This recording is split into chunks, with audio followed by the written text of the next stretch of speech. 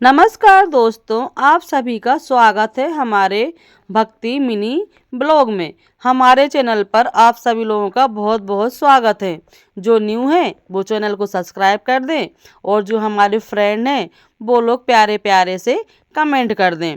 और जो माताएं बहनें वट सावित्री का व्रत करती हैं वो कमेंट में ज़रूर बताएं कि वह कैसे करती हैं। तो जैसे कि मैं रोज़ आपके लिए एक भक्ति मिनी ब्लॉग लेकर आती हूँ, वैसे ही आज मैं फिर आ गई हूँ। तो शुरू से लेकर लास्ट तक हमारे साथ ज़रूर बने रहिए।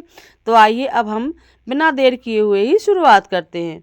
आप सभी का स्वागत है हमारे चैनल में। आज हम सुनेंगे वट सावित्री व्रत की पावन कथा। ऐसी कथा जिसमें पतिव्रता नारी की शक्ति, प्रेम, भक्ति, अटूट विश्वास का अद्भुत वर्णन मिलता है। कहा जाता है कि माता सावित्री ने अपने तप, बुद्धि और पतिव्रता धर्म से यमराज तक को झुका दिया था और अपने पति सत्यवान के प्राण वापस ले आई थी। तो आइए श्रद्धा और भक्ति के साथ सुनते हैं वट सावित्री व्रत कथा। प्राचीन समय की बात है। मद्र देश में अश्वपति नाम के एक प्रतापी राजा राज्य करते थे। उनके पास धन, वैभव और सुख सुविधाओं की कमी नहीं थी, लेकिन उन्हें संतान सुख प्राप्त नहीं हुआ था। राजा और उनकी रानी इस दुख से बहुत परेशान रहते थे। उन्हें कई वर्षों तक माता सावित्री की कठोर तपस्या और पूजा की। माता की कृपा से कुछ समय बाद उनके घर में एक अत्यंत सुंदर और तेजस्वी कन्या का जन्म हुआ। राजा ने देवी के आशीर्वाद स्वरूप उसका नाम रखा सावित्री। सावित्री बचपन से ही बहुत गुणवान, बुद्धूषी और धर्मपरायण थी। उनकी सुंदरता और तेज ऐसा था कि कोई भी राजकुमार उनके सामने आने का साहस नहीं करता था। समय बीतता गया और सावित्री का विवाह योग्य हो गई। और राजा अश्वपति ने उससे कहा, पुत्री तुम स्वयं अपने लिए योग्य वर का चयन करो।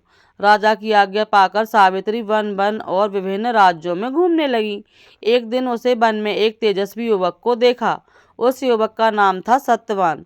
सत्यवान बहुत ही धर्मात्मा, सत्यवादी और माता पिता की सेवा करने वाला था, लेकिन वह वन में अपने अंधे माता पिता के साथ साधारण जीवन जी रहा था। सावित्री ने मन ही मन सत्यवान को अपना पति मान लिया और वापस अपने पिता के पास लौट आई। उसी समय महर्षि नारद राजा अश्वपति के महल में आए और राजा से प्रसन्न होकर सावित्री के विवाह का विषय बताया। महर्षि नारद ने कहा, सत्यवान सभी गुणों से श्रेष्ठ है, लेकिन उसकी आयु बहुत कम है। आज से ठीक 1 वर्ष बाद उसकी मृत्यु निश्चित है। यह सुनकर राजा अश्वपति बहुत दुखी हो गए। उन्होंने सावित्री को समझाया कि वह किसी अन्य राजकुमार को चुन ले, लेकिन सावित्री ने दृढ़ स्वर में कहा, आर्य कन्या केवल एक बार ही पति का वरण करती है। मैंने सत्यवान को अपने मन से पति मान लिया है, अब मैं निर्णय नहीं बदलूंगी। सावित्री की दृढ़ता देखकर राजा ने उसका विवाह सत्यवान से करा दिया। कठिन तपस्या। विवाह के बाद सावित्री अपने सास ससुर की सेवा में लग गई। वह प्रतिदिन भगवान की पूजा करती और सत्यवान की लंबी आयु के लिए प्रार्थना करती। धीरे धीरे वह दिन भी पास आ गया जिसकी भविष्यवाणी महर्षि नारद ने की थी। उस दिन सावित्री ने व्रत रखा और वट की पूजा की। उसने 3 दिन तक अन्न और जल ग्रहण नहीं किया। सत्यवान लकड़ी काटने वन में जाने लगे तो सावित्री ने भी चलने की अनुमति मांगी। वन में पहुंचकर सत्यवान लकड़ी काटने लगे। अचानक उनके सिर में तेज दर्द हुआ और वे सावित्री की गोद में सिर रखकर लेट गए। कुछ ही क्षणों में सत्यवान के प्राण निकल गए। तभी वहां यमराज प्रकट हुए। सत्यवान की आत्मा लेकर दक्षिण दिशा की ओर चल पड़े। सावित्री और यमराज का संवाद। सावित्री भी यमराज के पीछे पीछे चलने लगी। यमराज ने कहा, देवी अब तुम वापस लौट जाओ, पति का अंतिम संस्कार करो, यही धर्म है। सावित्री बोली, जहां तक मेरे पति जाएंगे वहां तक मैं भी जाऊंगी।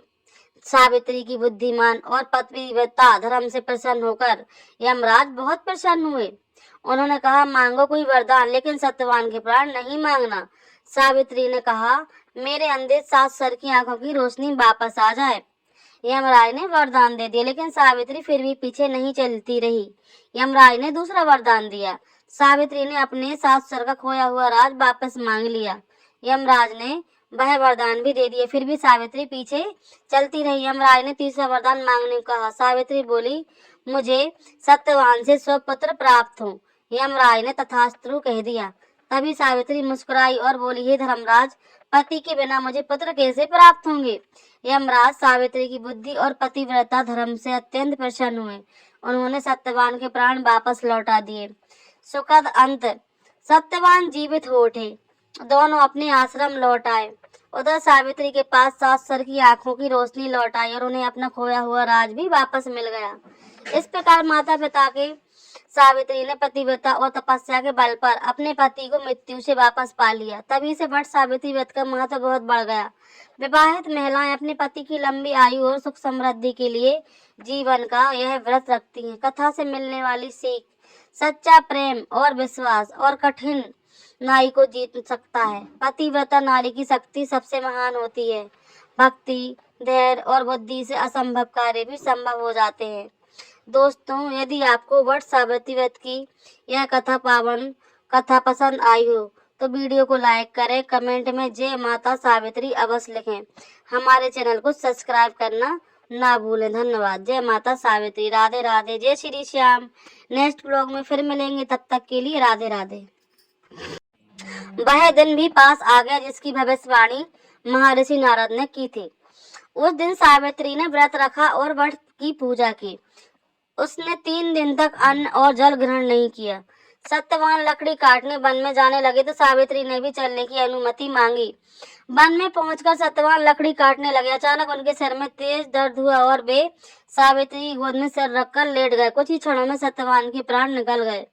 तभी वहां यमराज प्रकट हुए। सत्यवान की आत्मा लेकर दक्षिण दिशा की ओर चल पड़े। सावित्री और यमराज का संवाद। सावित्री भी यमराज के पीछे पीछे चलने लगी। यमराज ने कहा, देवी, अब तुम वापस लौट जाओ, पति का अंतिम संस्कार करो, यही धर्म है। सावित्री बोली, जहां तक मेरे पति जाएंगे वहां तक मैं भी जाऊंगी। सावित्री की बुद्धिमान और पतिव्रता धर्म से प्रसन्न होकर यमराज बहुत प्रसन्न हुए। उन्होंने कहा, मांगो कोई वरदान, लेकिन सत्यवान के प्राण नहीं मांगना। सावित्री ने कहा, मेरे अंधे 7 सर की आंखों की रोशनी वापस आ जाए। यमराज ने वरदान दे दिया, लेकिन सावित्री फिर भी पीछे नहीं चलती रही। यमराज ने दूसरा वरदान दिया। सावित्री ने अपने 7 सर का खोया हुआ राज वापस मांग लिया। यमराज ने वह वरदान भी दे दिए, फिर भी सावित्री पीछे चलती रही। यमराज ने तीसरा वरदान मांगने को कहा। सावित्री बोली, मुझे सत्यवान से स्वपुत्र प्राप्त हो। यमराज ने तथास्तु कह दिया। तभी सावित्री मुस्कुराई और बोली, हे धर्मराज, पति के बिना मुझे पुत्र कैसे प्राप्त होंगे। यमराज सावित्री की बुद्धि और पतिव्रता धर्म से अत्यंत प्रसन्न हुए। उन्होंने सत्यवान के प्राण वापस लौटा दिए। सुखद अंत। सत्यवान जीवित हो उठे। दोनों अपने आश्रम लौट आए। उधर सावित्री के पास 7 सर की आंखों की रोशनी लौट आई और उन्हें अपना खोया हुआ राज भी वापस मिल गया। इस प्रकार माता पिता के सावित्री ने पतिव्रता और तपस्या के बल पर अपने पति को मृत्यु से वापस पा लिया। तभी से वट सावित्री व्रत का महत्व बहुत बढ़ गया। विवाहित महिलाएं अपने पति की लंबी आयु और सुख समृद्धि के लिए जीवन का यह व्रत रखती हैं। कथा से मिलने वाली सीख, सच्चा प्रेम और विश्वास और कठिन नारी को जीत सकता है। पतिव्रता नारी की शक्ति सबसे महान होती है। भक्ति, धैर्य और बुद्धि से असंभव कार्य भी संभव हो जाते हैं। दोस्तों, यदि आपको वट सावित्री व्रत की यह पावन कथा पसंद आई हो तो वीडियो को लाइक करें, कमेंट में जय माता सावित्री अवश्य लिखें। हमारे चैनल को सब्सक्राइब करना ना भूलें। धन्यवाद। जय माता सावित्री। राधे राधे। जय श्री श्याम। नेक्स्ट ब्लॉग में फिर मिलेंगे, तब तक के लिए राधे राधे।